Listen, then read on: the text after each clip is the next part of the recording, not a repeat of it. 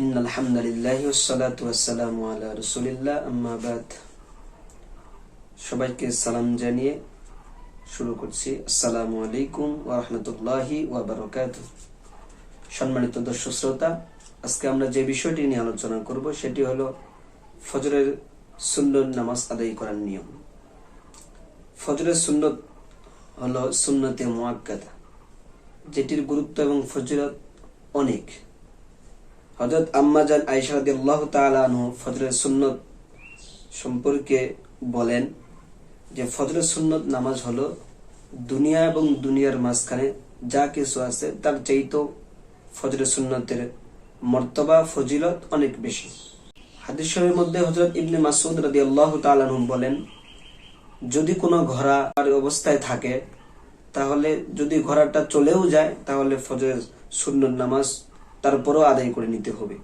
এই হাদিস দ্বারা বোঝা যায় যে, মনে করেন আপনি পঞ্চগড় শহর থেকে আপনি ঢাকা যাবেন, যে বাসে করে আপনি যাবেন ওই বাস আপনার জন্য অপেক্ষায় আছে, কিন্তু বাসটি চলে যাচ্ছে, তারপরও আপনাকে ওই সুন্নত নামাজ আদায় করতে হবে যদিও আপনার বাস চলে যায়। এই ফজরের সুন্নত নামাজের অনেক গুরুত্ব রয়েছে। এখন প্রশ্ন হলো যে আমরা ফজরের সুন্নত নামাজ কিভাবে আদায় করব।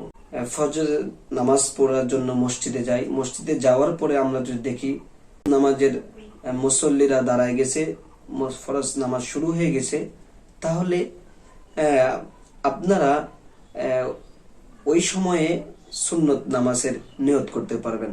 হযরত আবু দারদা রাদিয়াল্লাহু তাআলা আনহু তিনি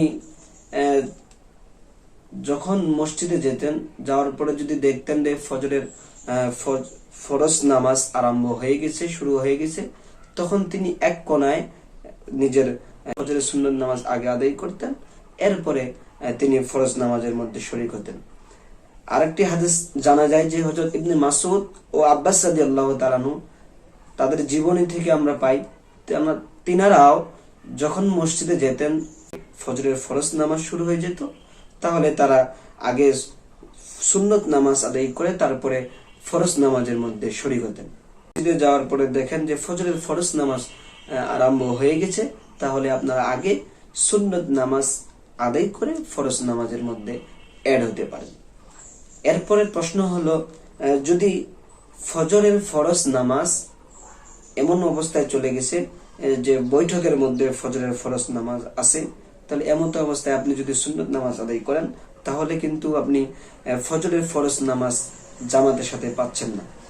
যখন ফজরের ফরজ নামাজ আপনার শেষ পর্যায়ে চলে যায়, আপনি ফরজ নামাজ পাওয়ার আশঙ্কা থাকে না, সেক্ষেত্রে আপনি আগে ফরজ নামাজের মধ্যে অংশগ্রহণ করবেন। এরপরে ফজরের ফরজ নামাজের 20 থেকে 25 মিনিট অর্থাৎ সূর্য উদয় না হওয়া পর্যন্ত, সূর্য উদয় হওয়ার পরে আপনি ফজরের সুন্নত নামাজ আদায় করতে পারবেন।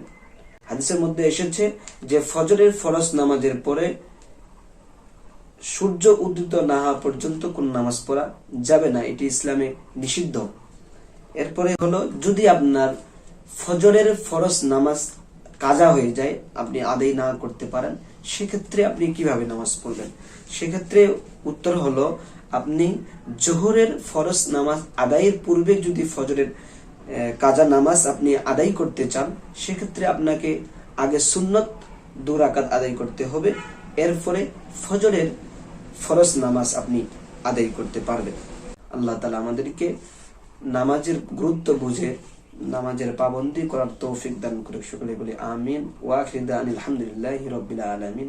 আসসালামু আলাইকুম ওয়া রাহমাতুল্লাহি ওয়া বারাকাতুহু।